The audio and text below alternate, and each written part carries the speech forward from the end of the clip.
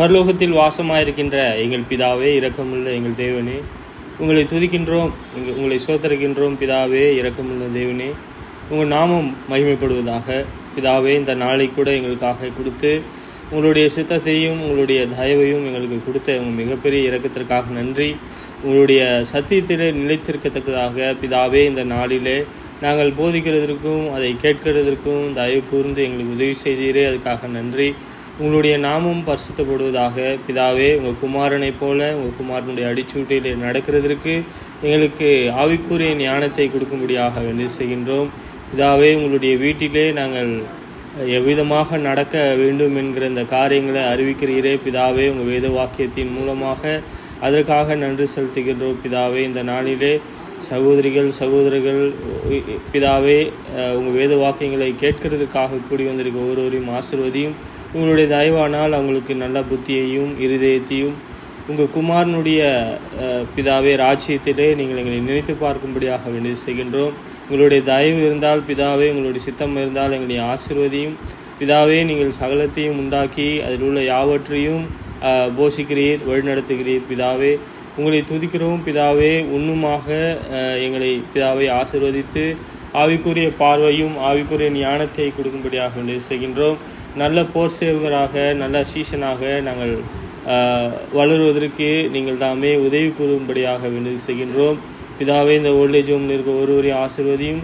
உங்கள் சித்தத்தை அறிந்து கொள்ள உதவி செய்யும். பிதாவே, நீங்கள் தாமே எங்களை பாதுகாக்கணும். பிதாவே, குடி வந்திருக்கிற சகோதரிகளை ஆசீர்வதியும். உங்களுடைய தயவு இருக்கும்படியாக வேண்டி செய்கின்றோம். பிதாவே, எங்கள் சகோதரர்களை ஒவ்வொருவரையும் பாதுகாத்து கொள்ளும். உங்களுடைய தயவு ஊழியத்தை செய்ய உதவி செய்யும்.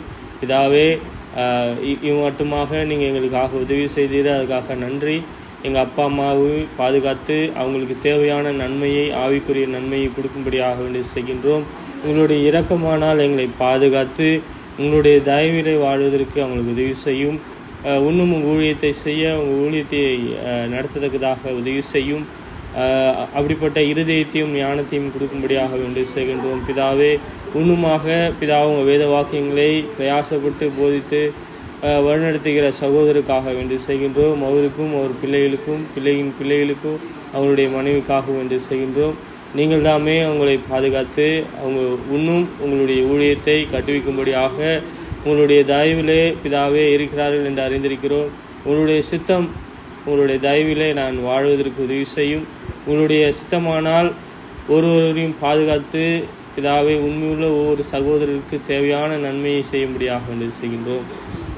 இந்த நாளில் இந்த விண்ணப்பத்தை உன் குமாரனும் உங்கள் இரட்சகரமாக இருக்கிற இயேசுவின் இனிய நாமத்தில் கேட்கின்றோம் பிதாவே. ஆவிக்குரிய பார்வை ஒரு சீஷனுக்கு ஒரு ஆவிக்குரிய பார்வை என்று அவசியம்.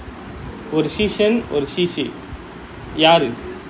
ஒரு சீஷன் அப்படின்னா இயேசுவை பின்பற்றுகிறவன். அதுதான் அவன். உலகத்தார் கூட சீஷர்களாக இருக்கிறாங்க. யாருக்குன்னா இயேசுவுக்குன்னு சொல்லிக்கிறாங்க, ஆனால் அவங்க இல்லை.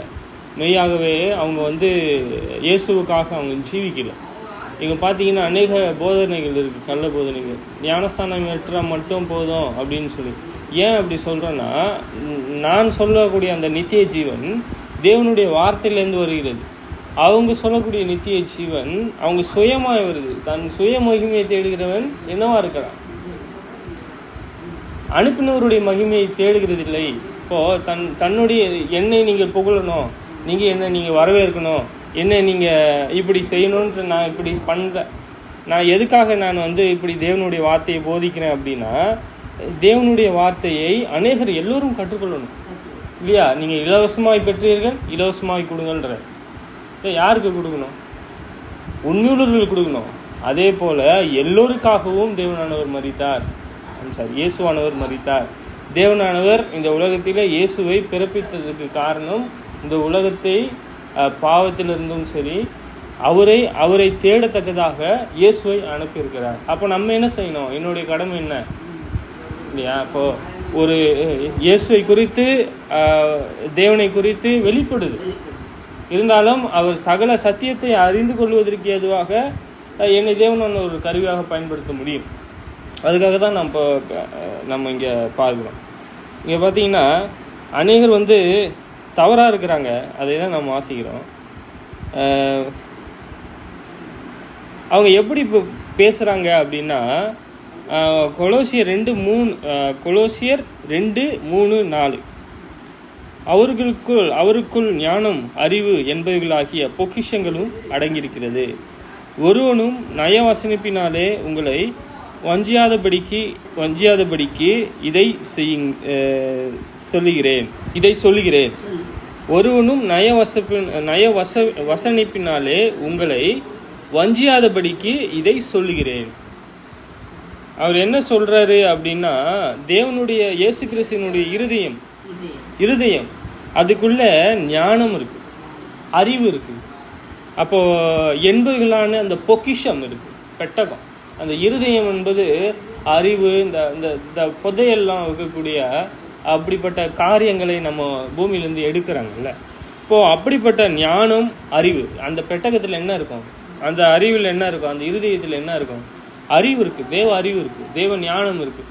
நாம் இந்த ஒவ்வொரு ஆத்மாவும் சிதறி போகாதபடிக்கு, ஒவ்வொரு ஆடும் யோவான் புஸ்தகத்தில் படித்தோம்ல, மெய்யான அந்த மெய்ப்பனை அறிந்து கொள்ள வேண்டும். அப்போ அவருடைய வார்த்தைக்கு செவி கொடுக்கணும். அது எங்கே யார் பேசுகிறா அப்படின்னு சொல்லிட்டு கவனிக்கிறது நல்லது. தேவனுடைய வார்த்தையை கவனிக்கிறது நல்லது. எப்படி போதிக்கிறாங்கன்றது நல்லது கேட்குறது. ஆனால் அதை குற்றத்திற்கு ஏதுவாக நாம் செய்யக்கூடாது. அதுக்கு நம்ம அதிகாரம் கிடையாது. அப்போ நான் இன்னார் போதிக்கிறாரு என்று நம்ம என்ன பார்க்கணும், இன்னார் யார் போதிக்கிறாருன்னு பார்க்கணும். ஆனால் பேசுகிறது வஞ்சக்கத்தக்கமாக இருக்குமானால் அந்த அந்த அப்படிப்பட்ட ஞானத்திற்கு மாத்திரம் நாம் விலகி இருக்கணும். வஞ்சகம் அப்படின்னாலே பொய் இருக்கும். நித்திய ஜீவனை பொய்யாக என்ன செய்வாங்க அப்படின்னா அவங்களுக்கு கொடுக்கக்கூடியவர்களாக இருக்கிறாங்க. இதெல்லாம் நாம் பார்க்க முடியும். இயேசுவானவர் பார்த்தீங்கன்னா நம்முடைய கர்த்தராகிய இயேசு கிறிஸ்துவின் பிதாவாகிய தேவனுக்கு ஸ்தோத்திரம். இப்படிப்பட்ட காரியங்களை பவுலானவர் சொல்றார். அவர் கிறிஸ்துவுக்குள் உன்னதங்களிலே ஆவிக்குரிய சகல ஆசீர்வாதங்களினாலும் நம்மை ஆசீர்வதித்திருக்கிறார். சரி, அப்படிப்பட்ட ஆவிக்குரிய ஆசீர்வாதங்கள் என்னவா இருக்கும்? மாம்சத்துக்குரியது என்ன? பொறாமை, வாக்குவாதம், பேதகம், பரியாசம், இகழ்வது, அவதூறு செய்வது, இப்படிப்பட்டவர்களுக்கு விரோதமான பிரமாணங்கள் உண்டு. அப்போ இப்படிப்பட்ட பிரமாணங்களை குறித்து நம்ம பார்க்கறது இல்லை. எங்கள் கீழே பார்த்தீங்கன்னா, நமக்கு முன்பாக நம் அன்பிலே பரிசுத்தம் உள்ளவர்களும் குற்றம் இல்லாதவர்களுமா இருப்பதற்கு அவர் உலகத் தோற்றத்திற்கு முன்னே கிறிஸ்துவுக்குள் நம்மை தெரிந்து கொண்டபடியே. இது இவருடைய நோக்கத்திற்காக நம்மளை என்ன செய்திருக்கிறார் என்றால் நம்மளை கொண்டு வந்திருக்கு. அது தீர்மானம் இல்லையா? இப்படி தான் இவர் இருப்பார், வாழ்வாருன்னு அவர் சொல்லலை. இப்படி வாழலாம். இயேசு கிறிஸ்துவனுடைய அடிச்சுவடை கொடுத்து இங்கே சொல்கிறாரு, தமக்கு முன்பாக நம் அன்பிலே பரிசுத்தம் உள்ளவர்களும். ஆமாம், நம்ம அவருடைய அன்பிலே பரிசுத்தம் உள்ளவர்களாக, தேவனுக்காக பிரித்தெடுக்கப்பட்டவர்களாக, இயேசு கிறிஸ்துவனுடைய வார்த்தையை கொண்டு நாம் அவருக்காக பரிசுத்தம் உள்ளவர்களாக இருக்கிறதுக்கு என்ன செஞ்சிருக்காரா? குற்றம் இல்லாதவர்களுமா இருப்பதற்கு அவர் உலக தோற்றத்துக்கு முன்னே, இந்த உலகம் தோன்றதில்லை, அவருடைய இருதயம் எவ்வளோ பெரியது பாருங்க. மனுஷன் நான் நினைக்கிறேன், நான் ஒரு விஷயத்தை கண்டுபிடிச்சிட்டேன் அப்படின்னா, நான் ஒரு விஷயத்தை கண்டுபிடிச்சேன், அது எனக்கு ரொம்ப ஆச்சரியமாக இருக்குது. இந்த காரியம் தேவன் முன்பே சொல்லி, நான் பிறக்கவே இல்லை, அப்பயே அவர் சொல்லிட்டார், நான் பிறக்கவே இல்லை. நான் அறிவாளியா, தேவன் அறிவாளியா?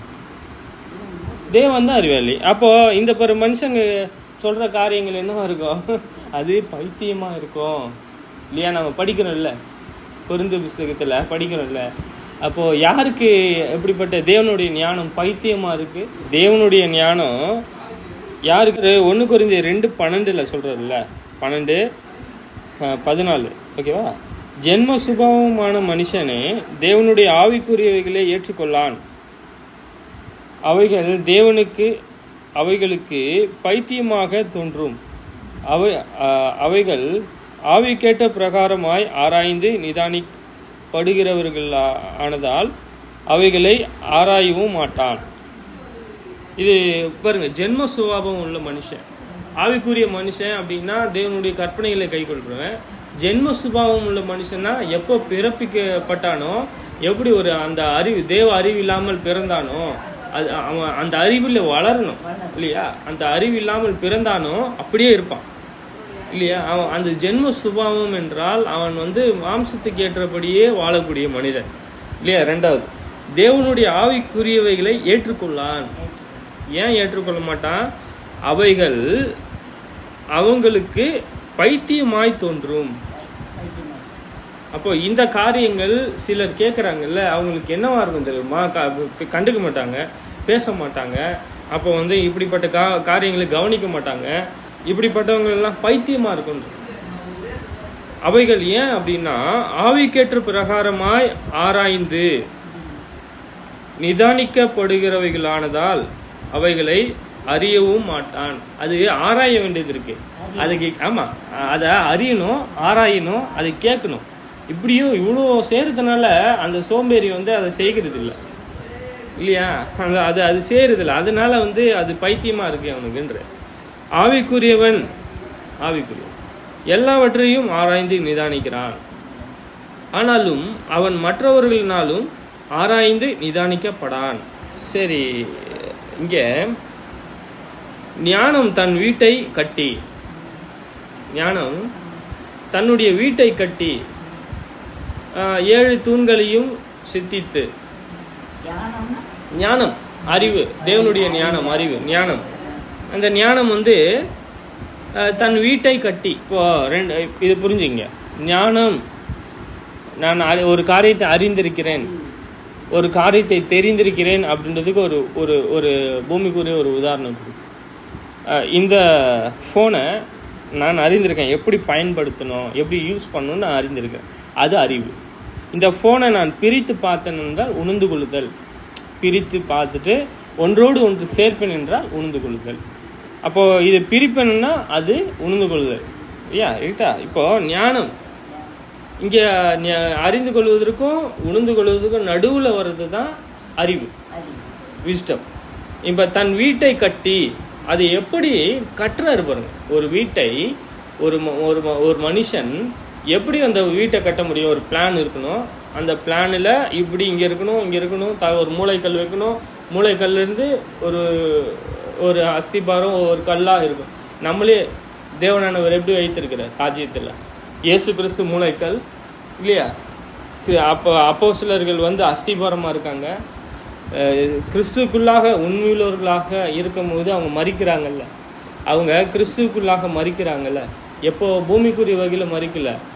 இந்த சரீரத்தில் அவங்க என்ன செய்கிறாங்க? நான் எனக்காக நான் ஜீவிக்கிறது இல்லை, நான் என்ன செய்ய போகிறேன், நான் இது மாதிரி எனக்காக வாழ மாட்டேன்னு சொல்ல பழைய மனுஷை கலைந்து போடுறாங்கல்ல. அப்போ அவங்க மறிக்கிறாங்க இல்லையா? அப்போ அவங்க என்ன செய்கிறாங்க? அப்போ அந்த ஞானஸ்தானம் அவங்களுக்கு வெளியேறப்பட்டுருது. அப்போ அவங்க என்ன செய்வாங்க? அந்த மனதை கொண்டு இயேசுவினுடைய இருதயத்தை பெற்றுக்கொள்ள முயற்சி செய்வார்கள். இப்போ எதுக்காக இதை சொல்கிறேன்னா, அப்படிப்பட்டவர்கள், உண்மை உள்ளவர்கள், அவங்க தான் ராஜ்யத்தில் சேர்க்கப்படுறாங்க. கெடுக்கப்பட்டதோ எதுவும் சேர்க்கப்படலை. உண்மையுள்ளவங்க தான் கெடுக்கப்படுறாங்க. அப்பொழுது தொடர்ந்து அவங்க ராஜ்யத்துக்குள்ளே தான் இருக்காங்க. அவங்களுக்கு ஒரு வாய்ப்பு இருக்குது. புரிஞ்சிச்சுன்னு நினைக்கிறேன். அவங்க தொடர்ந்து அந்த கல்லை என்ன செய்கிறாங்க? வைக்கிறார். இங்கே சொல்கிறாரு, ஞானம் தன் வீட்டை கட்டி. ஒரு மனுஷன் எப்படி கட்ட முடியும்? ஞானம் இருந்தால் தான் கட்ட முடியும். அது ஞானம் மட்டும் வீட்டை மட்டும் கட்டுறது கிடையாது. அதை 7 தூணை வேறு வைக்கிறாங்க. தூணுலாம் தெரியும். ஒரு பாரத்தை சுமக்கிறது தூணாக இருக்குது, நம்ம பார்க்குறோம். அது ஒரு பேலன்ஸுக்காக. அது ஒரு பாரமான காரியத்தை பிடிக்கிறதுக்கு உதவும். இங்கே 1 தீமோத்தேயு புஸ்தகம் 3:15-16, தாமதிப்போமாகில் தேவனுடைய வீட்டிலே நடக்க வேண்டிய வகையை நீ அறியும்படி இவைகளை உனக்கு எழுதுகிறேன். அந்த வீடு ஜீவனுள்ள தேவனுடைய சபையாய் சத்தியத்திற்கு தூணும் ஆதாரமுமாய் இருக்கிறது. அன்றையும் தேவபக்திக்குரிய இரகசியமானது யாவரும் ஒப்புக்கொள்ளுகிறபடியே மகா மேன்மையுள்ளது. தேவன் மாம்சத்திலே வெளிப்பட்டார், ஆவியிலே நீதியுள்ளவர் என்று விளங்கப்பட்டார், தேவ தூதர்களில் காணப்பட்டார், புறஜாதிகளிடத்தில் பிரவேசிக்கப்பட்டார், உலகத்திலே விசுவாசிக்கப்பட்டார், மகிமையிலே எடுத்துக்கொள்ளப்பட்டார். எவ்வளோ காரியம் சொல்கிறார் பாருங்க. நம்ம படித்ததெல்லாம் அப்படியே ஒரு லைனில் சொல்கிறார் பாருங்க. போனாகில் தேவனுடைய வீட்டில் நடக்க வேண்டிய வகையை நீ அறியும்படி. தேவனுடைய வீடு இருக்கு, அதில் நம்ம ஒரு பாகமாக இருக்கோம். ஜீவனுள்ள கல்லாக இருக்கிறோன்னு சொல்கிறாரு பேதுரு புஸ்தகத்தில். அந்த கல்லானது என்ன சொல்கிறாரு, அந்த கல் ஏதோ சாதா கல் கிடையாது, நம்ம தான் சபை, நம்ம தான் ராஜ்யம். ஒவ்வொருவரையும் அந்த ராஜ்யத்தில் வைக்கிறார். அப்போது தேவனுடைய வீட்டில் நடக்க வேண்டிய வகையை நீ அறியும்படி. யார்? தீமோத்தி. எனக்கு என்ன இருக்குது, நான் எப்படி அறியணும், நான் எப்படி இருக்கிறேன், தேவனுடைய ராஜ்யத்தில் நான் எப்படி வளரணும், நான் எப்படி எந்த வகையில் நான் குறைவுபட்டிருக்கேன், தேவன் எனக்கு கொடுப்பார். தேவனுடைய வார்த்தையில் அவர் என்னை சிச்சிப்பார் இல்லையா? எனக்கு என்ன நம்பிக்கை இருக்குது, என் பிதா என்னை சிச்சிக்கிறார், என்னை நான் தவறு செய்யும் பொழுது என்னை அடிக்கிறார், என்னை அடித்து என்ன செய்கிறார், நான் சோர்ந்து போகிறதுக்கோ நான் உடைஞ்சு போகிறதுக்கும் அடிக்கல. அவர் எதுக்கு அந்த அடியை கொடுக்குறாரு, நான் அவர் கவனத்திற்கு திரும்பணும். ஆமாம், அவர் கவனம் அவர் பக்கமாக நான் கவனிக்கணும். நான் என்னவா இருக்கேன் அவருடைய வயசுக்கு இல்லையா? அது 6000 வருஷத்துக்கு மேலே இருக்காரு. நான் இப்போ தான் பிறந்திருக்கேன் இல்லையா? நான் 1995 பிறந்தேன். அப்போ நான் என்ன இருக்கிறேன், எனக்கு முன்னாடி அவர் இருக்காரு இல்லையா? அவர் சகல உலகத்தையும் உண்டாக்கினார். எவ்வளோ பெரியவர். அவருடைய வீட்டில் அறியத்தக்கதான வழிகளை நமக்கு காண்பிக்கிறார். வழி அதுக்கு தான் ஞானம் தன் வீட்டை கட்டுகிறது.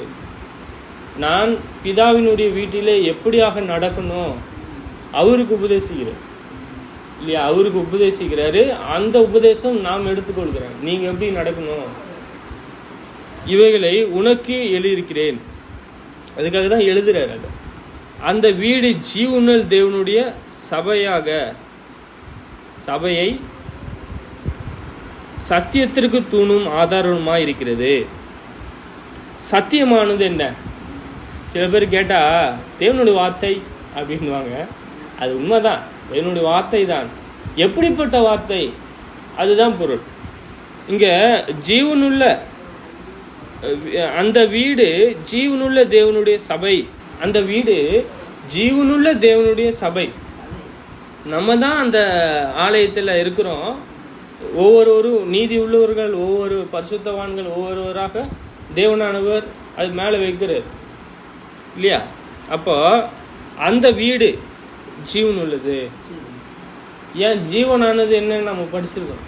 அவருக்குள் ஜீவன் இருந்ததுன்னு படிக்கிறோம்ல, அது என்ன? தேவனுடைய பலனால அது ஜீவனா இருக்கு இல்லையா? தேவனுடைய சபை சத்தியத்திற்கு தூணும்.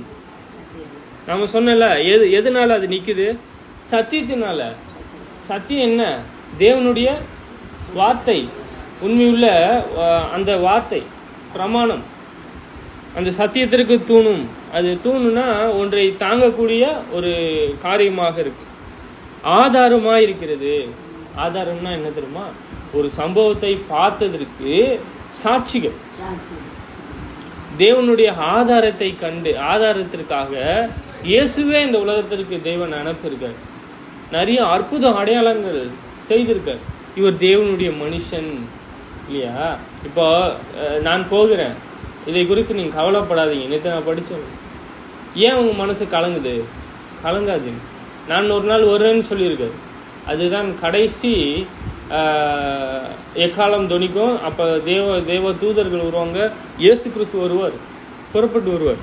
இங்கே நாம் இதெல்லாம் எதற்காக பார்க்குறோம் அப்படின்னா, இப்படிப்பட்ட ஆதாரங்களுக்காக தேவன் சொல்கிறார். எபிரேயர் புஸ்தகம் 6 பார்த்தீங்கன்னா, மேலும் தமது முதற் பேரானவரை, முதற் பேர் அவர் மட்டும்தான் ஃபர்ஸ்ட் பான் தேவனுக்கு. பிறகு வச்சிட்டாரு அவர் தான் பையன், அவருக்கு சொந்த குமாரன், முதற் பேர் ஆனாலும் சொல்கிறார். உலகத்தில் பிரவேசிக்க செய்தது போது, எப்போது பிரவேசிக்க செய்தாரோ, தேவதூதர் யாவும் அவரை தொழுது கொள்ள கடவார்கள் என்றார். ஏன் தேவதூதர் என்ன செஞ்சாங்க? அவங்க பணிவிடை ஆவிகள்.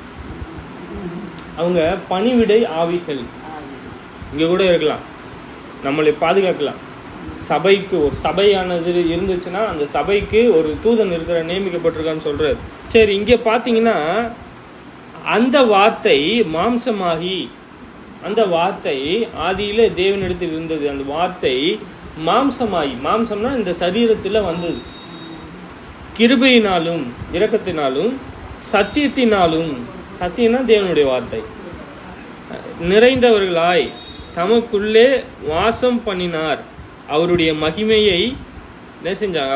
மகிமையை கண்டோம். அது பிதாவுக்கு ஒரே பேரானவருடைய மகிமைக்கு ஏற்ற மகிமையாகவே இருந்தது.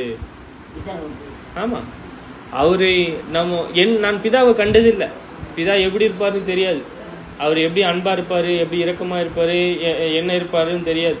ஆனால் அவர் தேவகுமாரன், இவரை நீங்கள் விசுவாசிக்கும் பொழுது என்ன செய்திருக்காரு? அநேக சாட்சி கொடுத்திருக்காரு. அந்த அவர் என்னவா இருந்தார், என்னவா வந்தார் என்றால் மாம்சமாய். அவரிடத்தில் சத்தியம் இருந்தது, தேவனுடைய இரக்கம் இருந்தது. சரியா? அவர் எங்க வாசம் பண்ணாரு? பூமி இல்லை. அவர் எங்க வந்தாரு? பூமி இல்லை. அப்ப தேவனை நான் பார்த்ததில்லை என்பதுனாலே ஒரு நித்தியமான ஒரு உலகம் இல்லை என்பது யாராவது நிரூபிக்காமல் இருக்க முடியுமா? பாருங்க, தேவனுடைய நித்திய ராஜ்யம் இருக்குன்றது என்ன ஆதாரம் இல்லையா? தேவனை ஒருவரும் கண்டதில்லை. யோவான் 1:17 சொல்றாரு, தேவனை ஒருவனும் ஒரு காலம் கண்டதில்லை. பிதாவின் மகிமை மடியில் இருக்கிற ஒரே பேரான குமாரனே அவரை வெளிப்படுத்தினார். அவருடைய அடிச்சுவடு நம்ம காண்கிறோம். அவர் எவ்வளோ இகழ்றாங்க, எவ்வளோ பரிகாசம் செய்கிறாங்க, அவரை எவ்வளோ நிந்திக்கிறாங்க. தேவ சமாதானம் எவ்வளோ அவரிடத்தில் இருந்தது. தேவனுடைய சமாதானம் எவ்வளோ இருந்தது, எவ்வளோ பரிசுத்தம் இருந்தது இல்லையா? அவரை 8ஆம் நாளிலே அவரை குறித்து விருத்த சேதனம் பண்ணது சொல்லிடுறது அந்த தீர்க்கதரிசியும் கூட தேவனானவர் நிறைவேற்றினார். சரி, இது நம்ம அப்புறம் பார்க்கலாம்.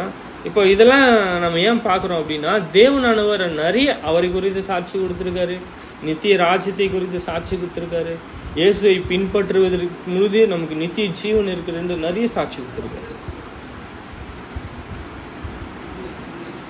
சரி, இப்போ யோவான் 3:16 பார்க்கும் பொழுது அவரை விசுவாசிக்கும் பொழுது நமக்கு என்ன இருக்கு அப்படின்னா, அவன் கெட்டு போகிறதில்லை. நான் ஒரு காரியத்தை நான் விசுவாசிக்கிறேன் என்று சொல்லும் பொழுது அழுகி போறோம்னு சொல்லுவா, அழுகி போகிறது கிடையாது. நான் இடறி போகிறது கிடையாது. எனக்கு ஆக்கினை தீர்ப்பு இல்லை சொல்றாரு. தேவன் தம்முடைய ஒரே பேரான குமாரனை விசுவாசிக்கிறவன் எவனோ அவன் கெட்டு போகாமல் நித்திய ஜீவனை அடையும்படிக்கு அவரை தந்தருளி இவ்வளவாய் உலகத்திலே அன்பு கூர்ந்தார். எது நித்திய ராஜ்யம்? ஒரு சீஷனுக்கு தேவையான ஒரு பொருள் என்ன, ஒரு காரியம் என்ன? நம்பிக்கை. தேவன் மேலே நாம் இருக்கக்கூடிய நம்பிக்கை.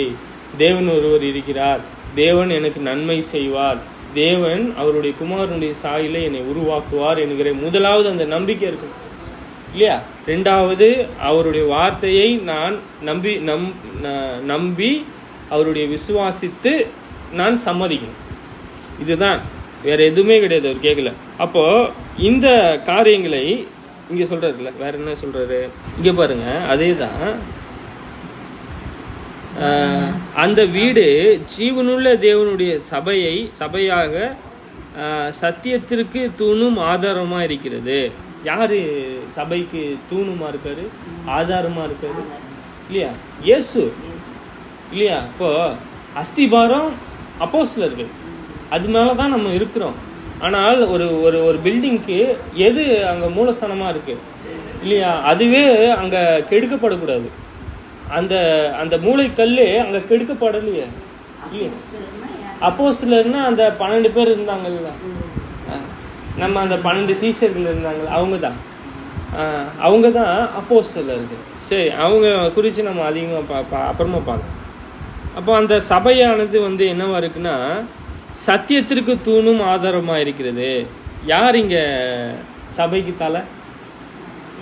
இயேசு. கரெக்ட். கொலோசியர் 1:18 அவரே சபையாகிய சரீரத்திற்கு தலையானவர். எல்லாவற்றிலும் முதல்வராய் இருக்கிறபடி அவரே ஆதியும் மரித்தோரிலிருந்து மரித்தோரிலிருந்து எழுந்த முதற் பேருமானவர். அவரே சபையாகிய சரீரத்திற்கு தலையானவர். ஹெட். ஒரு வீட்டில் ஒரு புருஷன் எப்படி தலையா இருக்கிறானோ, ஒரு சபையில் இயேசு தலை. ஒரு சின்ன வீடு கிடையாது, அது பெரிய வீடு. இந்த வீட்டில் நம்ம ஒரு பாகம். எப்படி நாம் சகல சத்தியத்தையும் அறிந்து நாம் இந்த ஞானஸ்தானத்திற்கு கீழ்ப்படிந்து உள்ளே வரும் பொழுது நாம் அந்த ஞானஸ்தானம் பிரயோஜனம். அப்போ உலகத்தில் எடுக்கிறாங்கல்ல, உலகத்தில் எடுத்து ஞானஸ்தானம் கொடுக்குறாங்க, அந்த எல்லாம் பிரயோஜனம் இல்லையா? அவங்களே ஞானஸ்தானம் எடுக்கிறாங்க, கீழ்படுகிறாங்க, ஏதோ ஒரு வார்த்தை கேட்குறாங்களே, அது மட்டும் போதாது. அது மட்டும் போதாது. என்ன அவங்க எது அவருக்கு மரணத்திற்குள்ளாக என்ன சாயல், அவருக்குள்ளாக நான் என்னத்தை அடக்கம் பண்ணுறோம், நான் உயிர்த்தெழுகிறேன், எப்படிப்பட்ட உயிர்த்தெழலை நான் பெற்றுக்கொள்கிறேன், சத்தியம் என்றால் என்ன, தேவனை மகிமைப்படுத்துவது என்ன, இயேசு கிறிஸ்துனுடைய சகல ஞானம் என்ன தெரியாது. அப்பொழுது அது சரியான ஞானஸ்தானமா? அவங்க எடுத்தது சரியான ஞானஸ்தானமா? ஞானஸ்தானம் அது பேர் ஞானஸ்தானம். ஆனால் ஆவிக்குரிய ஒருவன் அது சகலத்தையும் அறிவித்து தேவனுடைய வழிகளை எல்லாம் காண்பித்து அப்போ அவங்களை ஒழுங்காக வழி நடத்த முடியும் என்று கொடுக்குற ஞானஸ்தானம் பிரயோஜனமா இருக்குமா? அப்பொழுது தான் அந்த ஒரு ஆத்மா எனக்காக நான் பிழைக்க மாட்டேன், நான் இயேசுவுக்காக பிழைப்பேன் என்கிற அந்த அறிவு அவங்களுக்கு இருக்குமானால், அந்த உள்ளான மனுஷனில் அந்த பழைய மனுஷனை களைந்து போடுவார்களானால், அந்த பழைய மனுஷன் என்னென்ன பண்ணுவான்? 1 கொரிந்தியர் 3. மேலும் சகோதரே, நான் உங்கள் ஆவிக்குரியவர்கள் என்று எண்ணி உங்களிடத்தில் பேசக்கூடாமல் மாம்சத்துக்குரியவர்களும் என்றும் கிறிஸ்துவுக்குள் குழந்தைகள் என்றும் எண்ணி பேச வேண்டியதாயிற்று. நீங்கள் பலன் இல்லாதவர்களானதால் உங்களுக்கு போஜனம் கொடாமல் பாலை கொடுத்தேன். இன்னும் நீங்கள் மாம்சத்துக்குரியவர்களாக இருக்கிறபடியால் இப்பொழுதும் உங்களுக்கு பலன் இல்லை. பொறாமையும் வாக்குவாதமும் பேதகமும் உங்களுக்குள் இருக்கிறபடியால் நீங்கள் மாம்சத்துக்குரியவர்களாய் இருந்து மனுஷர் மார்க்கமாய் நடக்கிறீர்கள் அல்லவா?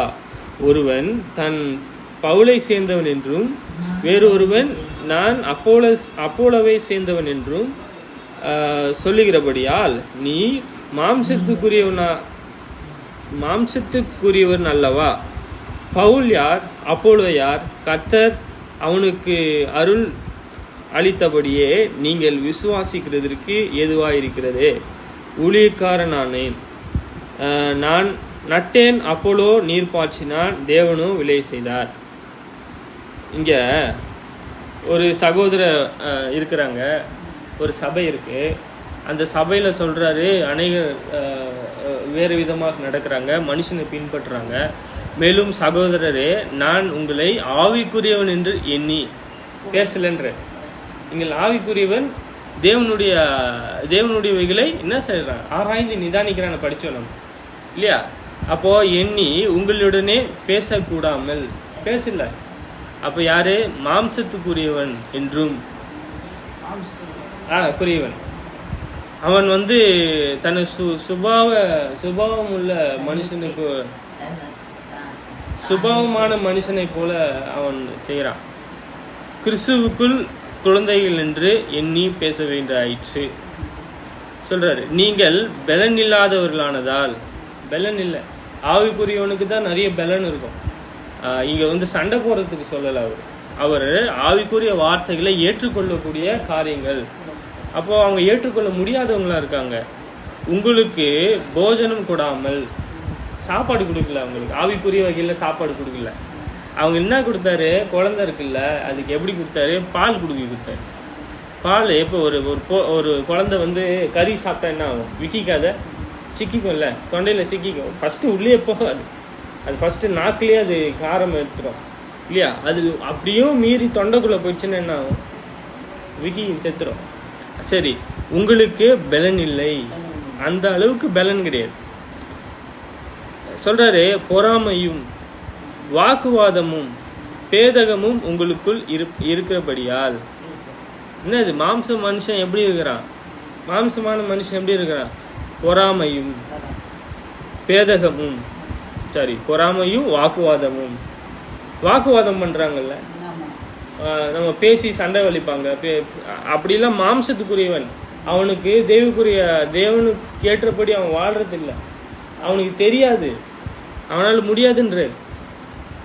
உங்களுக்குள் இருக்கிறபடியால் நீங்கள் மாம்சத்துக்குரியவர்களா இருந்து மனுஷர் மார்க்கமாய் நடக்கிறீர்கள் அல்லவா? இவங்க நடக்கிறாங்களா? இப்படிப்பட்ட நடை எல்லாம் எதுக்காக நம்ம சொல்றோம்னா, மாம்சத்துக்குரிய சிந்தை. ஆவிக்குரியவன் எல்லாவற்றையும் என்ன செய்யறான்? நிதானிக்கிறான். குற்றம் இல்லை, குற்றம் பண்ணல, நிதானிக்கிறான். நிதானிக்கிறது வேற, குற்றப்படுத்துறது வேற. இது சொல்றாரு, அன்றியும் தேவ பக்திக்குரிய ரகசியமானது. தேவன் பக்தி, தேவ பக்தி. இப்போ தேவனுக்கு ஏற்ற போல தேவனை தேவன் என்று மகிமைப்படுத்துவது, தேவ பக்திக்கு ஏற்ற போல இருப்பது. இப்போ இந்த ரகசியம் பாருங்க, யாவரும் ஒப்புக்கொள்ளும்படியே மகா மேன்மை உள்ளது. தேவன் மாம்சத்திலே வெளிப்பட்டார். இப்படிப்பட்ட காரியங்கள் தேவ பக்திக்குரிய ரகசியமானது வெளிப்படுத்தும்படியாக தேவன்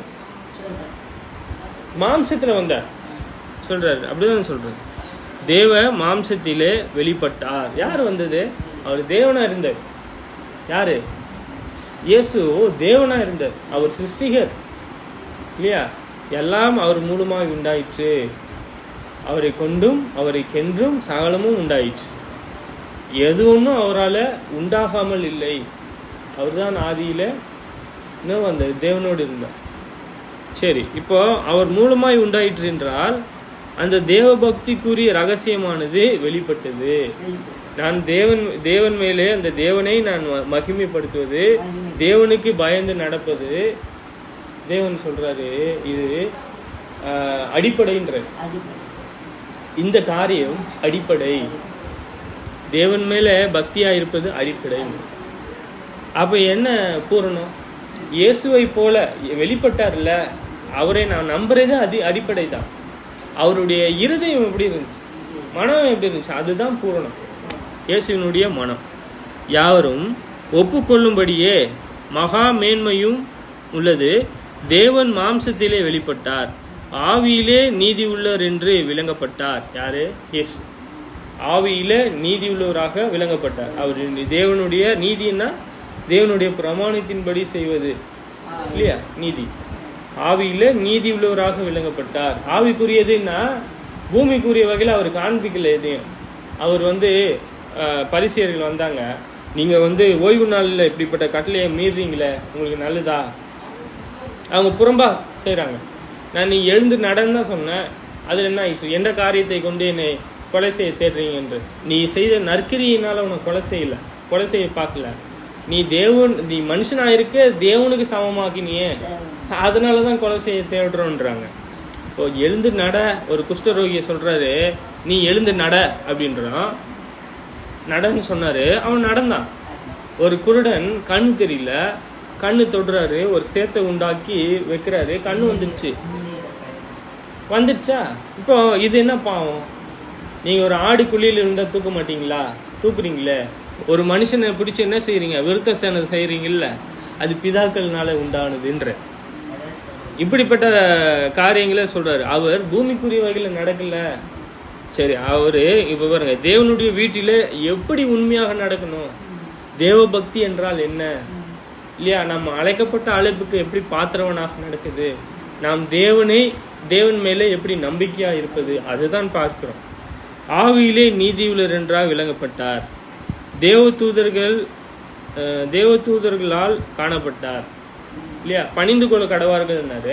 அவர் மாம்சத்துல வந்துட்டாரு, அவர் அதிகாரமும் பெற்றுக்கொள்ள போறாரு. அப்ப அந்த தேவதூதர்கள் எப்படி பார்ப்பாங்க? அவரை கர்த்தர் உயர்பட்ச அதிகாரமா பார்ப்பாங்க.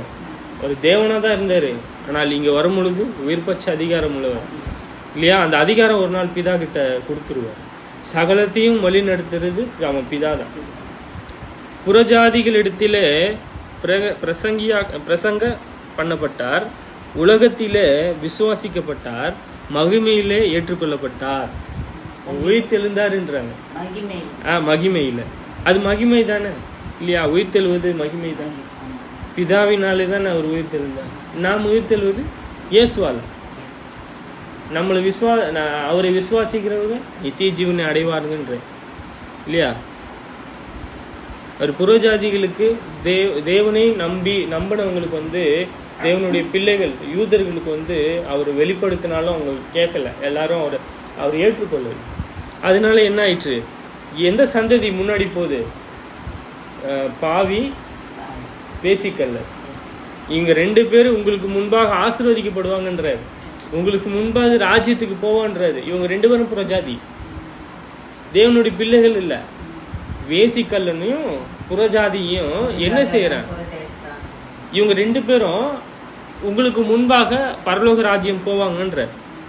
அப்ப யாருக்கு சொல்றாரு? பிரசங்கிக்கப்பட்டார் இயேசு, உலகத்திலே விசுவாசிக்கப்பட்டார். உலகத்தர் எல்லோரும் இயேசுவை சிருஷ்டிகர் என்பதை எல்லோருக்கும் தெரியும். இப்ப கூட கேளுங்க, இயேசு தேவனுடைய குமாரன், ஆனா விசுவாசிக்கணும். 18-17 பார்க்கும்போது, அவர்களுக்கு அவன் செவி கொடாமல் போனால் அதை சபைக்கு தெரிவித்து, சபைக்கும் செவி கொடாது இருப்பவனானால் அவன் உனக்கு அஞ்ஞானியைப் போலவும் ஆயக்காரனைப் போலவும் இருப்பானாக. பூலோகத்திலே நீங்கள் எவைகளை கட்டுவீர்களோ அவைகள் பரலோகத்திலும் கட்டப்பட்டிருக்கும். பூலோகத்திலே நீங்கள் எவைகளை கட்ட அவிழ்க்கிறீர்களோ அவைகளை பரலோகத்திலும் கட்ட அவிழ்க்கப்பட்டிருக்கும் என்று மெய்யாகவே உங்களுக்கு சொல்கிறேன்.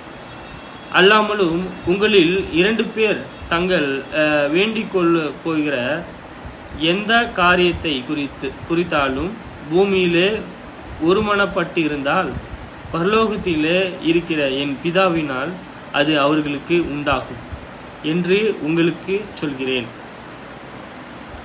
இங்க ஒரு சகோதரனோடு ஒரு சகோதரனுக்கு வழக்கு உண்டாகுது. ஒரு சகோதரன் சகோதரி இருக்காங்க, இன்னொருத்தரோட வழக்கு இருக்கு, பிரச்சனை இருக்கு. அது 2 பேரா போய் அந்த சகோதரன்கிட்ட பேசணுன்ற.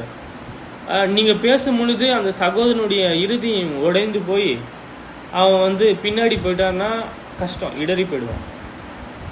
நம்ம எப்படி பேசணும்? ஃபர்ஸ்ட் தேவனுடைய வார்த்தையை சொல்லணும். கேட்பாங்க, சில பேர் கேட்க மாட்டாங்க. அவர்களுக்கும் அவன் செவி கொடாமல் போனால் 2 பேரும் போய் பேசணும். அதை சபைக்கு தெரியப்படுத்து. சபைக்கு தெரியப்படுத்து. சபைனா எல்லோரும் கூடுறாங்கல்ல, சகோதர சகோதரிகள் எல்லாம் கூடுறாங்கல்ல. அங்க என்ன இருக்கு? அதிகாரம் இருக்கு. கர்த்தர் முன்னாடி நம்ம கூடும் பொழுது, சபையில கூடும் பொழுது அதிகாரம் இருக்கு. அப்போ அதுக்கு பயப்படுவாங்க இல்லையா? என்ன செய்வாங்க? சபை விட்டு தள்ளி வச்சிருவாங்க. இப்ப சபைக்கு தெரியப்படுத்தினால் அவன் உனக்கு அஞ்ஞானை போலவும் ஆயக்காரனை போலவும் இருப்பானாக. அப்படியே செவி கொடுக்கலன்னா அவன் அஞ்ஞானி போல, அவன் வேற யாரோ புதுசா வந்துக்கிறாங்கப்பா, ஒரு ஆயக்காரனை போல. ஆயக்காரன்னா பாவியை போல இருப்பான். உனக்கு, மற்றவங்களுக்கு இல்லை, உனக்கு. பூலோகத்திலே நீ எவைகளை கட்ட அவிழ்க்கிறாயோ, பூலோகத்தில் இங்க நம்ம தேவனுடைய வார்த்தை சொல்றது, தேவனுடைய வார்த்தை மனுஷனா எழுதிட்டு அதை நம்ம மாற்ற வேணாம் அப்படின்னு சொல்லலாம். இங்க தேவனுடைய வார்த்தையை ஒரு மனுஷனும் என்ன செய்யக்கூடாது? மாற்றக்கூடாது. அப்படிப்பட்டவனா இருக்கணுமா? நம்ம அப்படிப்பட்டவர்களா இருக்கணுமா? அப்படி இருக்கக்கூடாது. கட்ட அவிழ்க்கிறது அப்படின்னா ஒன்று கர்த்தர் சேர்த்து வச்சிருக்காரு. பிரித்து பார்ப்பது வேற, கட்ட அவிழ்க்கிறது வேற. நாங்கள் கட்ட அவிழ்க்கல. நான் என்ன பண்றேன் அப்படின்னா, இப்படிப்பட்ட தேவ வாக்கியங்களை சேர்த்து உங்களுக்கு காமிக்கிறேன். ஆவிக்குரியதோடு சம்மதப்படுத்தி காமிக்கிறேன். நம்ம இங்க சொல்றாரு ஒரு காரியங்களை பேதுரு ஒரு கேட்கிறார், ஒரு கேள்வி கேட்கிறாரு. பேதுரு அப்போஸ்தலன் ஒரு கேள்வி கேட்கிறாரு. என்ன கேட்கிறாருன்னா, அப்பொழுது பேதுரு அவரிடத்தில் ஆண்டவரே, என் சகோதரன் எனக்கு விரோதமாக குற்றம் செய்தால் நான் எத்தனை தரம் மன்னிக்க வேண்டும்? 7 தரம் மாத்திரம் என்று கேட்டான். அதற்கு இயேசு 7 தரம் அல்ல 770 தரம் என்று உனக்கு சொல்கிறேன். 70 770 தடவை.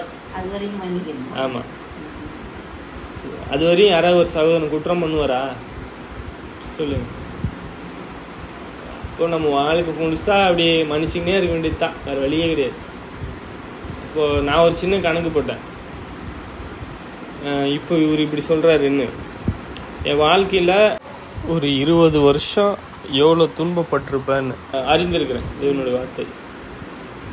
நான் எப்போ அதிகமாக வேதனை, எனக்கு அதிகமான வேதனை, இப்போ தேவனால் எனக்கு சிச்சை வருது அப்படின்ற ஒரு சின்ன கணக்கு போட்டேன். அது அவ்வளோவா எனக்கு வரல. ஏன் அப்படின்னா, தேவனுடைய வார்த்தை அதிகமாக நான் படிக்கும்போது அதிகமாக துன்பம் வந்தது. அநேகர் அப்படி செஞ்சாலும் அங்கே பாருங்கள் 770 தரம் மாத்திரம் கிடையாது. அப்படி துன்பப்படும் பொழுது நாம் பொறுமையில் வளர்கிறோம். நாம் ஆவிக்குரிய சகல ஆசீர்வாதங்களினாலே தேவனுடைய வீட்டில் எப்படி வளரணும்னு அறிந்து கொள்கிறோம். ஆமாம், 770 தடவை, 770 தடவை மன்னிக்கணுமா ஒரு சகோதரனை? ஆமாம், சகோதரனை. எல்லாரும் சகோதரன். நீங்கள் ஒரு சகோதரி, நான் ஒரு சகோதரன், இன்னொருத்தர் ஒரு ஆவிக்குரிய ஒரு சகோதரன், இல்லையா? அப்படி எல்லாரையும் நம்ம மன்னிக்கணும். யோவான் 7:12, ஜனங்களுக்குள்ளே அவரை குறித்து முறுமுறுப்பு உண்டாயிற்று. சிலர் அவர் நல்லவர் என்றார்கள், வேறு சிலர் அப்படி அல்ல, அவன் ஜனங்களை வஞ்சிக்கிறவன் என்று சொல்லி கொண்டார்கள். நல்லவன், சில ஜனங்க சொல்றாங்களாம் அவர் இயேசு நல்லவர்ன்றாங்க, சிலவர் வஞ்சிக்கிறவர் அப்படின்னு சொல்றாங்க. ஆனாலும் யூதருக்கு பயந்ததினாலே ஒருவனும் அவரை குறித்து தாராளமாய் பேசவில்லை. பாதி பண்டிகையான போது இயேசு தேவாலயத்திற்கு போய் உபதேசம் பண்ணினார். அப்பொழுது யூதர்கள் இவர் கல்லாதவராய் இருந்தும் வேத எழுத்துக்களை எப்படி அறிந்திருக்கிறார் என்று ஆச்சரியப்பட்டார். படிக்கல அவர். இயேசு சொல்றார், கல்லில் கேட்கல, உலக ஞானம் இல்லை அவர். அதனால என்ன சொல்றாங்க அப்படின்னா, இவர் படிக்காதவராச்சே, எப்படி வேத எழுத்துக்கள்லாம் இவருக்கு தெரியுது?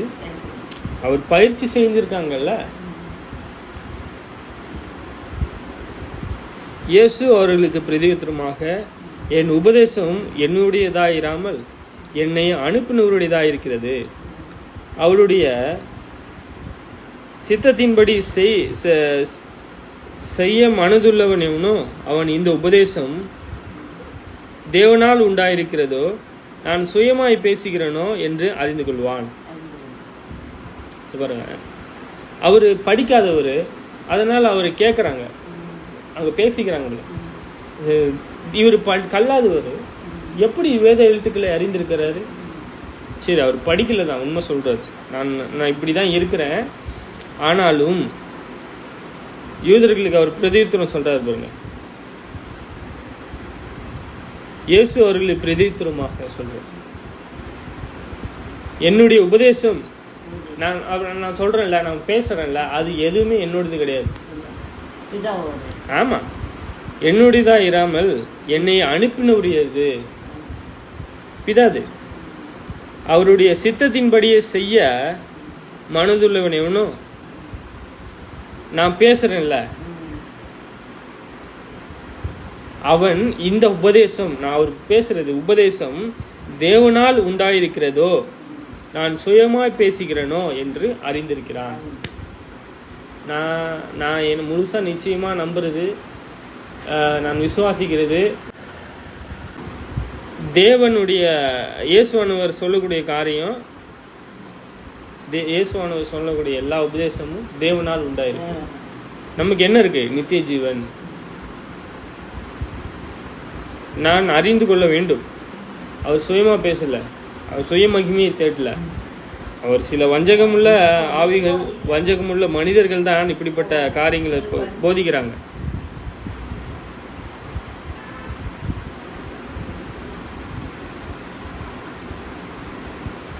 சொல்றதில்ல, சுயமாய் பேசுகிறவன் தன் சுய மகிமையை தேடுகிறான். அவனிடத்தில் என்னதில்லை, சுயமாய் பேசுகிறவன் தன் சுய மகிமையை தேடுகிறான். தன்னை அனுப்பினவரின் மகிமையை தேடுகிறவனோ உண்மை உள்ளவனாக இருக்கிறான். நான் உண்மை உள்ளவன் அப்படின்னா நான் என்னத்தை பேசுவேன்? தேவனானவர் இயேசுவுக்கு கொடுத்த வார்த்தைகளை கட்டவிழ்க்காமல் எப்படி இருக்கோ அதை அப்படியே சொல்லுவேன். எது நீதியோ அதை அப்படியே செய்வேன் சொல்றாரு. உலகத்திலே நீங்கள் கட்ட அவிழ்க்கிறீங்களோ பரலோகத்திலும் கட்ட அவிழ்க்கப்படும். பூமியிலே நீங்கள் எதை சேர்க்கிறீர்களோ அது அங்கே சேர்க்கப்படும். நான் தவறாக இல்லாமல் யாரும் தவறு அப்படின்னு சொல்ல மாட்டாங்க. உண்மையுள்ளவர்களாக இராமல் இருந்தால் இல்லையா, நான் உண்மையாக இருக்கேன்னா தேவன் பார்க்கிறார், உண்மையாக இல்லைன்னா தேவன் பார்க்குறார் இல்லையா. இயேசு அவர்களை நோக்கி, ஒரே கிரியை செய்தேன், அதை குறித்து எல்லோரும் ஆச்சரியப்படுகிறீர்கள். ஒரு கிரியை தான் செஞ்சேன், அந்த கிரியை தான் செஞ்சேன், அதை குறித்து ஆச்சரியப்படுறீங்க. அவர் என்ன செஞ்சார்? படித்தார், தேவனுடைய வார்த்தையை குறித்து, தேவனுடைய வார்த்தையை குறித்து போதித்தார், அவ்வளோதானே. அதுக்கே இவ்வளோ ஆச்சரியம்? அதற்காக தான் அவர் எவ்வளோ பயிற்சி செஞ்சுருக்கார். இப்போ ஞானம் அவருக்கு சும்மாலாம் வரல. அவர் என்ன செஞ்சுருக்காரு? ஞானத்தில் விருத்தி அடைந்தார். தேவ கிருபையிலும் மனுஷனுடைய தயவிலும் விருத்தி அடைந்தார். அப்படிதான் இருக்கு. 22 பார்த்தீங்கன்னா, விருத்த சேதனம் மோசையினால் உண்டாகாமல் பிதாக்களினால் உண்டாயிற்று. விருத்த சேதனம்னா ஒரு சிறு குழந்தை இருக்குல்ல, அந்த குழந்தைக்கு நுனித்தோல் வரும், எல்லாருக்கும் வரும். அந்த நுனித்தோலில் அந்த சிறு குழந்தைக்கு என்ன பண்ணுவாங்க? கட் பண்ணிவிடும். அது தேவனாலே இவங்களுக்கு அடையாளமாக கொடுக்கப்பட்டுச்சு, தேவனுடைய மனுஷங்கன்னு சொல்லி. இப்போது அப்படிப்பட்ட அடையாளம் நமக்கு இல்லை. ஏன் இப்படி சொல்கிறேன் அப்படின்னா, இது அந்த ஒரு காரியமாக இருக்குது மோசையினால். இப்போ விருத்த சேதனம் மோசையினால் உண்டாகாமல் பிதாக்கள்னால் உண்டாயிற்று. ஆமாம், பின்பு மோசே அதை உங்களுக்கு நியமித்தான். நீங்கள் ஓய்வு நாளிலும் மனுஷனை விருத்த சேதனம் பண்ணுகிறீர்கள். விருத்த சேதனம் ஓய்வு நாளில் எந்த வேலையும் செய்யக்கூடாது, தேவனுக்காக இருக்கணும். அவங்க என்ன செய்கிறாங்கன்னா, அந்த ஓய்வு நாளில் நுனித்தோலை கட் பண்ணி அந்த குழந்தைக்கு என்ன சொல்லுங்க 8ஆம் நாளில் விருத்த சேதனம் பண்ணுறாங்க. இது சரியா? அவரை மட்டும் நீங்கள் குற்றப்படுத்துறீங்கன்ற.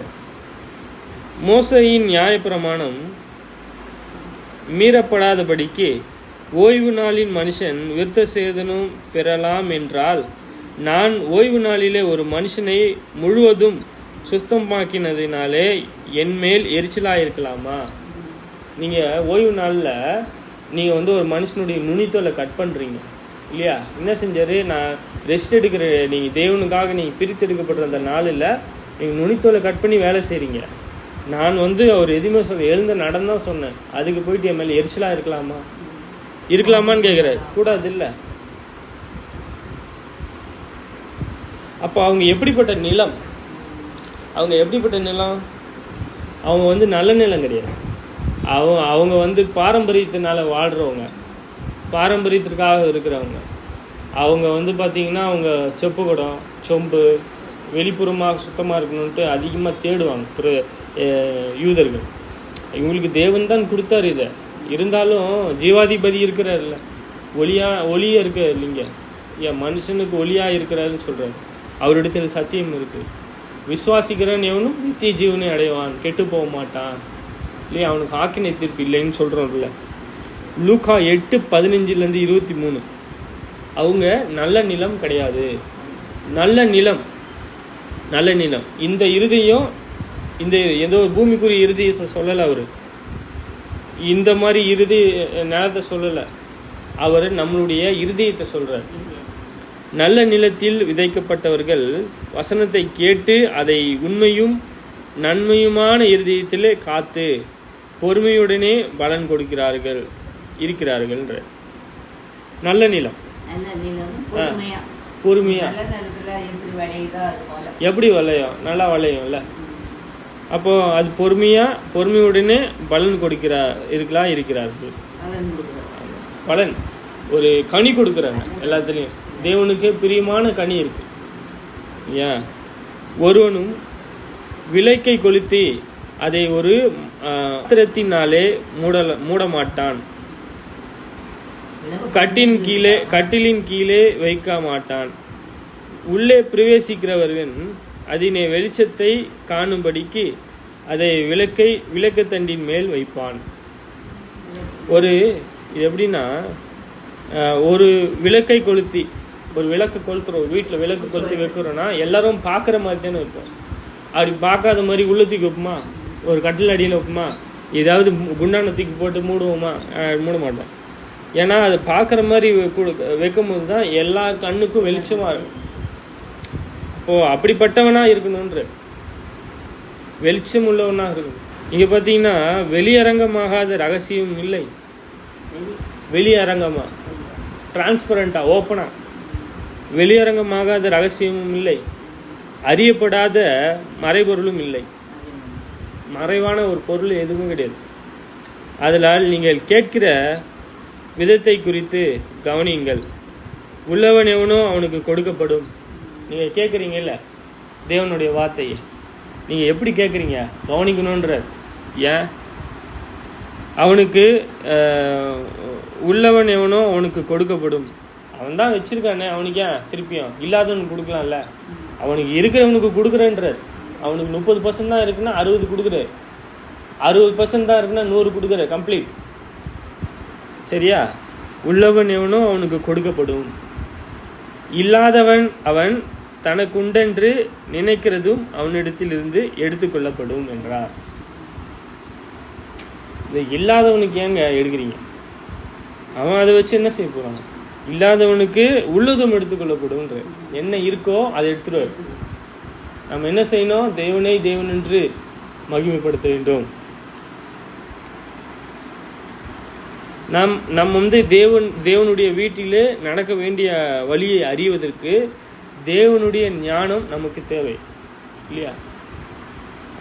நீதிமொழிகள் 23:9-10 மூடுனிய செவிகள் கேட்க பேசாதே, அவன் உன் வார்த்தைகளின் ஞானத்தை அசட்டை பண்ணுவான். ஆமாம், மூடர்கள் இருக்காங்கல்ல, தேவனுடைய வார்த்தையை செவி கொடுக்காது, அவங்க கேட்குற மாதிரி பேசாதன்ற. அவன் உன் வார்த்தையின் ஞானத்தை, தேவனுடைய ஞானத்தை என்ன செய்வாங்க? அசட்டை பண்ணுவாங்க, கவனிக்க மாட்டாங்க.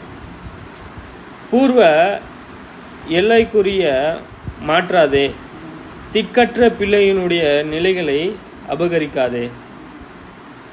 பூர்வ எல்லைக்குறியை மாற்றாதே. அது ஒரு குறினா அடையாளம். என்ன வகையான அடையாளம்? பூமியினுடைய கடையாந்தரம் எங்கே இருக்குது? மனுஷன் இப்போ மாற்றுறான். அட்லாண்டிக்கா அப்படின்றாங்க பூர்வ எல்லை. நான்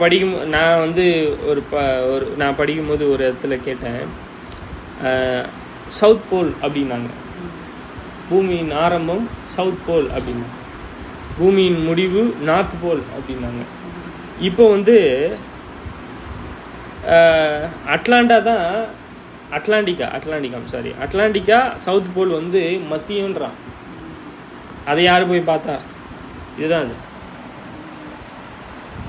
இப்போ இப்படிப்பட்ட குறிகளை மாற்றுவதற்கு மனுஷன் அதிகமான பிரியமாக இருக்கு.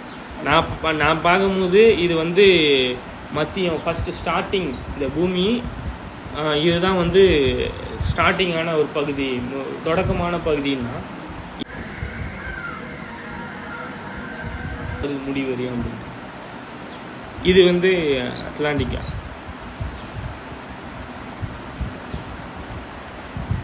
ஒவ்வொரு மனுஷன் ஒவ்வொரு மாதிரி சொல்கிறான். இப்படிப்பட்ட காரியங்களை குறித்து நாம் என்ன செய்யணும்? எச்சரிக்கையாக இருக்கணும் இப்படிப்பட்ட மனுஷங்ககிட்டேருந்து. இது பாருங்க, நீங்கள் பார்த்தீங்களா இது அட்லாண்டிக்கா. இது நான் படிக்கும்போது இதுதான் மத்தியில் மாதிரி இருந்துச்சுன்னு சொன்னாங்க. சார் இதுதான் ஆரம்பம்னாங்க. அப்புறம் பார்த்தா இதுதான்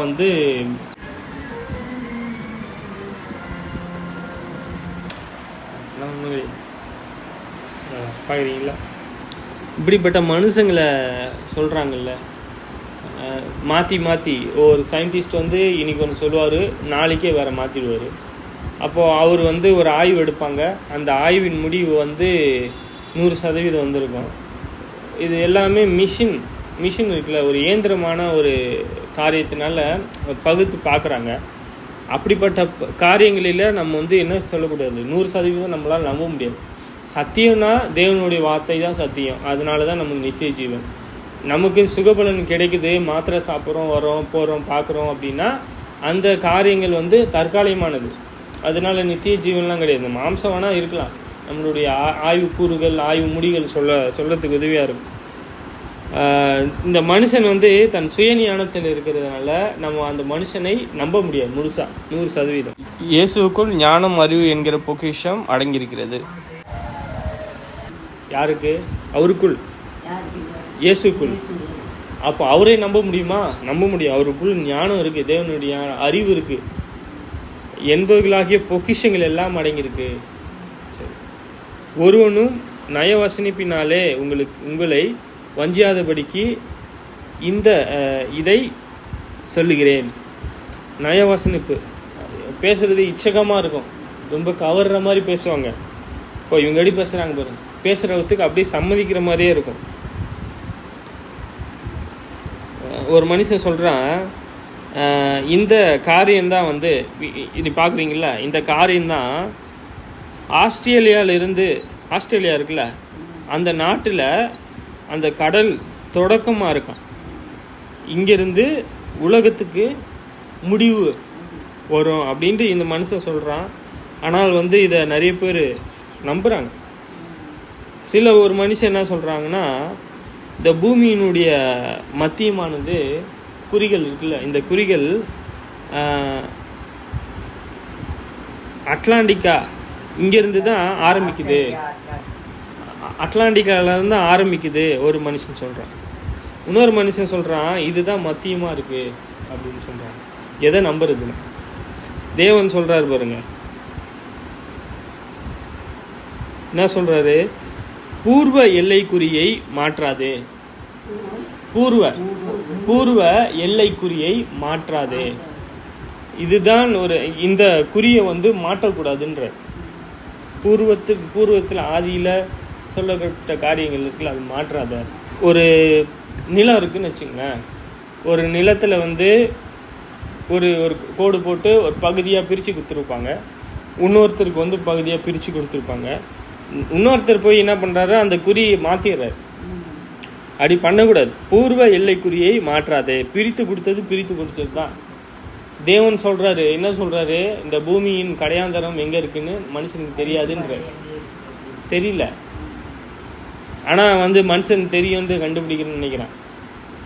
எலும்பு உருவாகக்கூடிய ரகசியம் எப்படி இருக்குன்னு தெரியாது, ஆனால் மனுஷன் சொல்கிறான் முடியுன்றான்.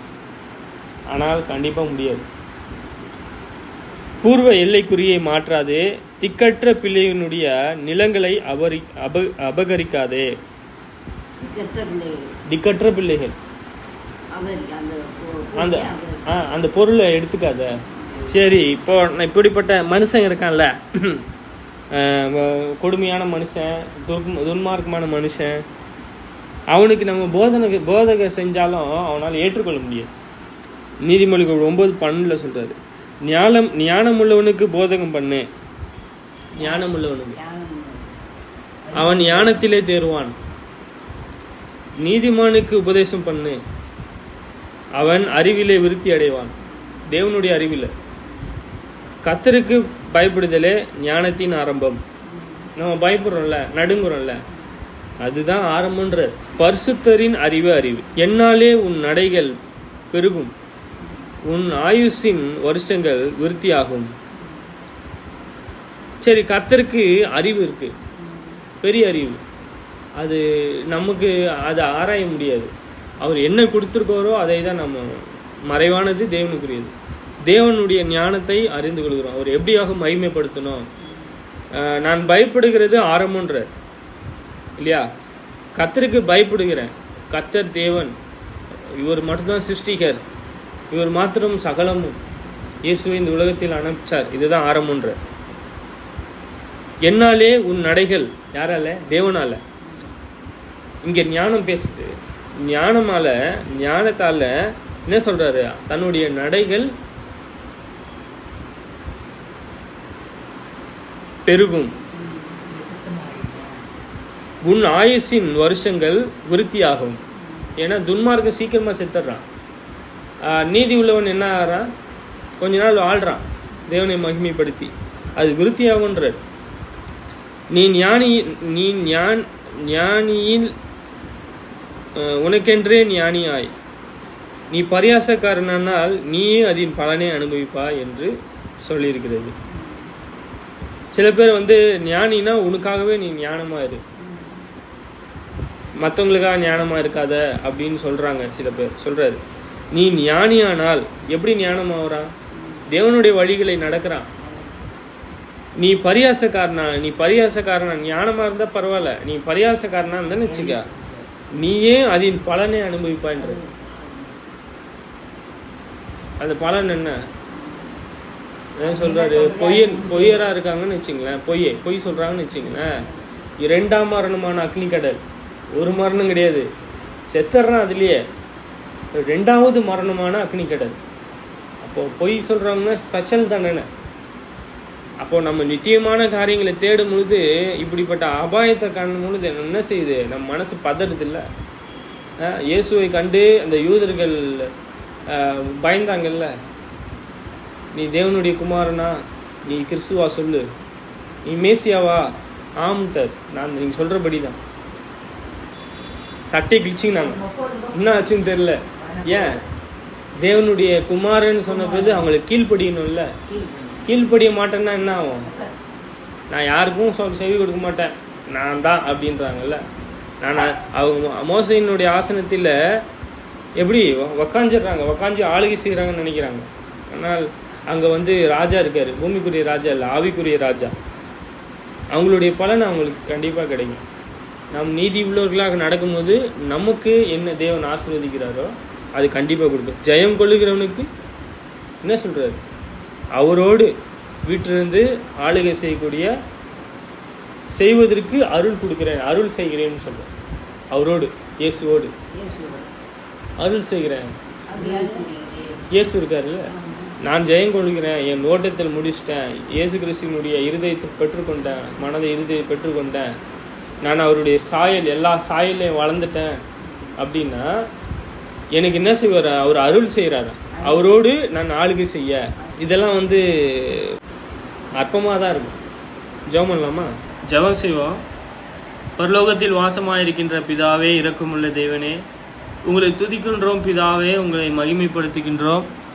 உங்களை சோத்தரிக்கிறதுக்காக இந்த நாளை எங்களுக்கு கொடுத்த உங்கள் இரக்கத்திற்காக நன்றி.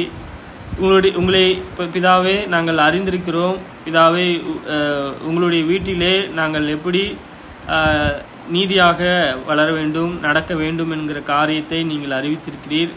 ஞானத்தை நாங்கள் அறிந்து கொண்டு ஞானத்திலே வளர வேண்டும் என்கிறதை அறிந்திருக்கிறோம். உங்கள் குமாரனுடைய அடிச்சூட்டிலே நடந்து பிதாவே நாங்கள் ஞானத்தை பெற்றுக்கொள்ள உதவி செய்யும் பிதாவே. இரக்கமுள்ள தேவனே, நீங்கள் நீதி உள்ளவராக இருக்கின்றீர் பிதாவே. நீங்கள் பரிசுத்தராக இருக்கின்றீர், நீதி உள்ளவராக இருக்கின்றீர். உங்களுடைய தயவு, உங்களுடைய பரிசுத்தத்திலே வாழுவதற்கு உதவி செய்யும் பிதாவே.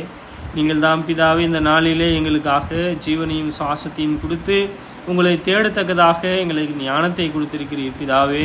மெய்யாக எங்களுக்கு ஞானத்தை கொடுக்கும்படியாக ஒன்று செய்கின்றோம் பிதாவே. மெய்யாக நாங்கள் சத்தியத்தை அறிந்து கொள்ள ஞானத்தை எங்களுக்கு கற்பிக்கும்படியாக, நாங்கள் நடக்க வேண்டிய வழியை நீங்கள் அறிவிக்கும்படியாக உங்களுடைய சத்தியத்தில் முழுவதுமாக நாங்கள் காண உதவி செய்யும் பிதாவே. நீங்கள் உங்கள் குமாரன் மூலமாக எங்களுக்கு நித்திய ஜீவனை கொடுக்கிறீர் பிதாவே. இப்படிப்பட்ட சத்தியத்தை உங்கள் குமாரன் வெளிப்படுத்தியிருக்கிறார் பிதாவே. அவருடைய உபதேசத்தை நாங்கள் ஏற்றுக்கொள்ள தயவுசெய்து உதவி செய்யும். மெய்யாக நாங்கள் விசுவாசிக்கக்கூடியவர்களாக இருந்து பிதாவே சம்மதிக்க தயவு கூர்ந்து உதவி செய்யும். இரக்கமுள்ள தேவனே, மெய்யாக உங்களுடைய சுத்த இருதயத்தையும் சுத்த மனசாட்சியும் எங்களுக்கு கொடுக்கும்படியாக வேண்டிய செய்கின்றோம் பிதாவாகிய தேவனே. உண்ணுமாக சகோதரிகள் கூட இருக்கிற ஒருவருக்கும் பாதுகாத்து உங்கள் ஞானத்தை கொடும் பிதாவே. உங்களை மகிமைப்படுத்த உதவி செய்யும். சுய ஞானத்திலே அவர்கள் இராதபடிக்கு பிதாவே கீழ்ப்படியக்கூடிய பிள்ளைகளாக இருக்க தயவுசெய்து ஞானத்தை கொடும். என்னை பாதுகாத்து எனக்கு தேவையான நன்மையை கொடும். உங்களுடைய சத்தியத்தை அறிந்து கொள்ள ஞானமுள்ளவனாக்கும் பிதாவே. உங்களுடைய சத்தியத்தில் நிலைத்திருக்க உதவி செய்யும், போதிக்க உதவி செய்யும். இதோ பூமிக்குரிய தேவையை தயவு செய்து கொடுக்கும்படியாக வேண்டியது செய்கின்றோம். ஆவிக்குரிய ஞானத்தை அறிந்து கொள்ளும்படியாக வேண்டியது செய்கின்றோம். பிதாவே, இரக்கமுள்ள தேவனே, நீங்கள் தாம் எங்கள் அம்மாவையும் எங்கள் அப்பா சகோதரர்களை ஒவ்வொருவரையும் பாதுகாத்து அவங்களுக்கு தேவையான நன்மையை கொடுக்கும்படியாக வேண்டியது செய்கின்றோம். பிதாவே, உங்கள் ஊழியத்தை செய்யத்தக்கதாக இருதயத்தையும் ஞானத்தை கொடும். பிதாவே, நீங்கள் தாம் நாங்கள் சோதிக்கப்படும் பொழுது எங்களை பாதுகாக்கும்படியாக எங்களை காக்கும்படியாக வேண்டியது செய்கின்றோம். இரக்கமுள்ள தேவனே, நீங்கள் தாமே ஆவிக்குரிய சகோதரர்கள் ஒவ்வொருக்காக வேண்டியது செய்கின்றோம். அவர்களும் தேவையான ஞானமுள்ளவர்களாக வளர உதவி செய்யும். பிதாவே, அவங்களுக்கு தேவையான நன்மையை தயவு செய்து கொடுக்கும்படியாக வேண்டியது செய்கின்றோம். இரக்கமுள்ள தேவனே, இன்னுமாக பைபிள் ஸ்கூலை பிதாவே சகோதரனும் அவர்கள் குடும்பமும் பிள்ளைகளையும் நடத்தி கொண்டு இருக்கிறார்கள். பிதாவே, நீங்கள் தாமே அவர்களுக்கு உங்கள் ஞானத்தையும் உங்கள் பலனையும் கொடுத்து இன்னும் அநேக சீஷர்களை உருவாக்க அவரை ஆசீர்வதியும் பாதுகாத்து கொள்ளும். உங்கள் சித்தமானால் நாங்கள் அதிகமாக ஞானத்தை கற்றுக்கொள்ள உதவி செய்யும். பிதாவே, நாங்கள் நடக்க வேண்டிய வழிகளை தயவு செய்து எங்களுக்கு காண்பிக்கும்படியாக எங்களுக்கு உதவி செய்யும்படியாக நாங்கள் கீழ்ப்படியும்படியாக உதவி செய்யும். உங்கள் குமாரனை நாங்கள் அறிந்து உங்கள் குமாரனுடைய பார்வை அவருடைய இருதயத்தை காணத்தக்கதான பார்வையை கொடுக்கும்படியாக உதவி செய்கின்றோம். இயேசு கிறிஸ்துவின் இனிய நாமத்தில் கேட்கின்றோம் பிதாவே.